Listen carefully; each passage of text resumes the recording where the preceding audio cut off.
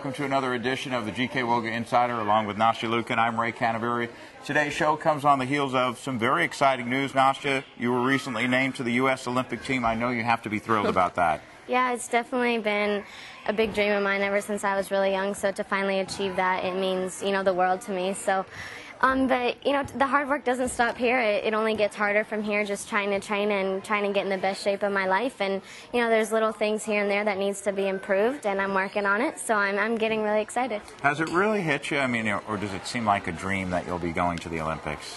Yeah, I don't think it's hit me quite yet. I think it's like one of those things that you really won't believe it until you're actually there competing. And, even when you're there, it's probably just going to feel like another World Championships. And I've been training for so many years, and just to have a few weeks left here at home to train it, it's kind of sad, but at the same time, it's so exciting. I remember on our last show we had Carly Patterson on, and we were talking about the media attention that she got after the Olympics happened. I know your schedule has been really busy, and there's quite a demand for your time, isn't there, with media?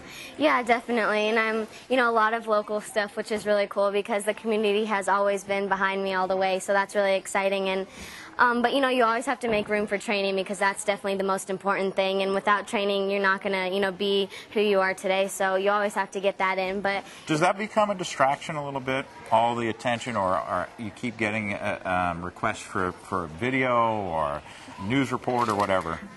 No, I don't see it as it's not a distraction for me. I feel like it's kind of like the hard work has paid off, so you're able to do those extra fun things. I'm here to tell you, though, this girl, she fulfills every request. She doesn't turn any down. She's so good with the media. But you finished number 2 at the Olympic trials, which recently took place, and I want to get on this more a little bit later. But it seems like, I was talking to your dad about this, it seems like every competition now you're in, you and Sean Johnson are going 1 and 2, doesn't it? Yeah, it does. And, the funny thing is that, yes, we are, very tough competitors at heart, but a lot of people can't quite understand that we're actually good friends. And well, that was going to be a question I was going to ask you. So you guys hug all the time on camera. Are you guys really friends, or is that just a No, we respect? are.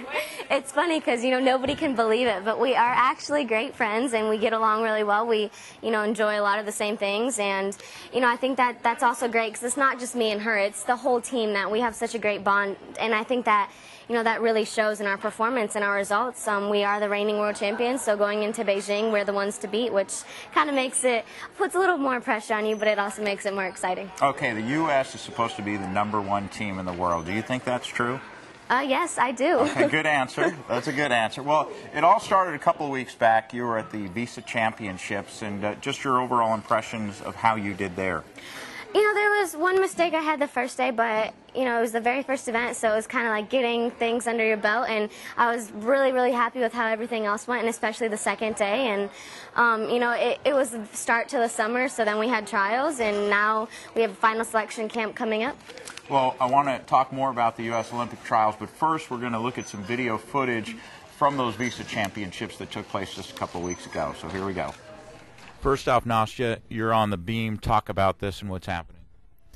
Yes, this was day 2 of the Visa Championships in Boston, and actually this is probably one of my favorite Leos that I've ever had made. GK, of course, made it, and, pink's my favorite color, so it was already my favorite there, but I just loved it. And this was a pretty good beam routine for me.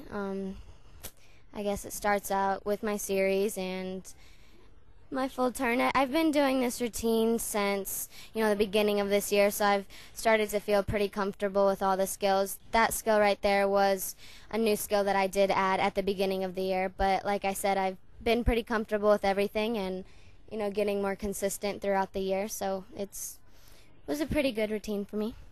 Were the Visa Championships, do you think this is just something like maybe that got you ready for the Olympic trials? Did you take it that way, or it was just another competition for you?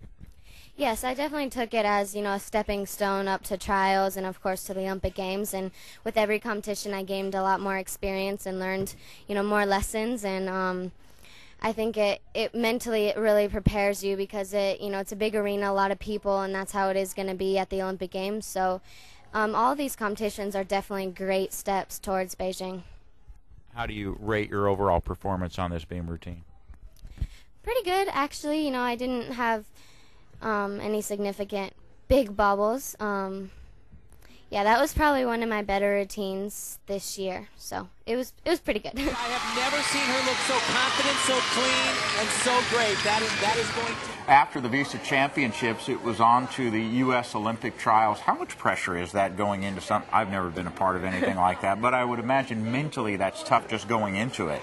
Yeah, you know, it was a little weird just because, you know, it felt like a championships. The equipment was the same, but when you look around you and you see U.S. Olympic trials and the Olympic rings everywhere, it kind of, you know, puts you in the moment thinking, wow, you know, this really is Olympic trials. So it was a little nerve-wracking. And then, of course, you know, the top two were automatically named to the team. So that was always in the back of your mind. But, you know, like I always say, I don't like thinking about placements going into competition. And I certainly was not trying to think about it then. But when you know that it's the top two qualified to the Olympic team, it's hard not to. But is it added pressure because you know that you're supposed to be one of those two that get in there, or you don't even think about that? Yeah, you know, honestly, I don't think about that. I just try and go in there and do my routines and try to improve from the last competition and try and get ready for the Olympic Games because that is ultimately my goal. Awesome. Let's take a look at some video footage from this, and then we're going to look at the announcement of when you were named to the U.S. Olympic team. So let's take a look at that. So there are the results of the U.S. Olympic team trials. You see Sean finishing first, and then Nastia, and then the announcement. How awesome was this, standing there and hearing your name? You know, I think it was definitely a dream come true, and just being able to hear my name, and, you know, me and Sean looked at each other there, and I don't know, it was just a big relief, and there was a lot of pressure, so it was kind of like the end of the competition, and knowing that we were finally on that Olympic team just meant the world to both of us, I know, and we both got a little teary-eyed, and it was just knowing that, you know, all these years that we've worked so hard for and having that dream and to finally accomplish that it was really exciting. It's that time of the show where we find out what type of leotard that Nastia is wearing, and I know from the comment page on all the Woga Insiders we do, a lot of people comment on the leotard you're wearing, so tell us about this one.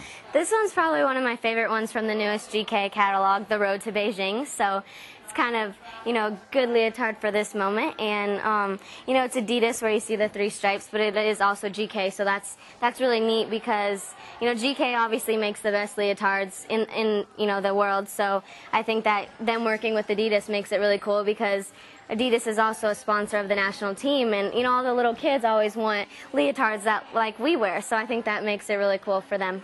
So people can go to the GK website and find out more about getting that, and then you can look like Nastia. That's right.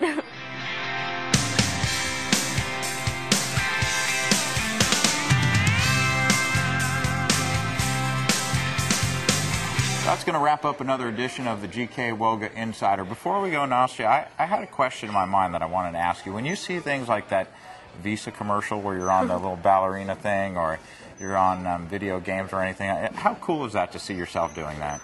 You know, it's kind of weird for me still, just watching TV, sitting on the couch, and then you see a commercial of yourself on TV. Or, but, you know, it's kind of like a dream come true. Honestly, you know, when I was young, I never even dreamed about having things like that. But once you get up in the level and once, you know, you're thinking about going to the Olympic Games and then you start getting sponsors and, you know, just seeing stuff like that really makes me proud of my accomplishments so far.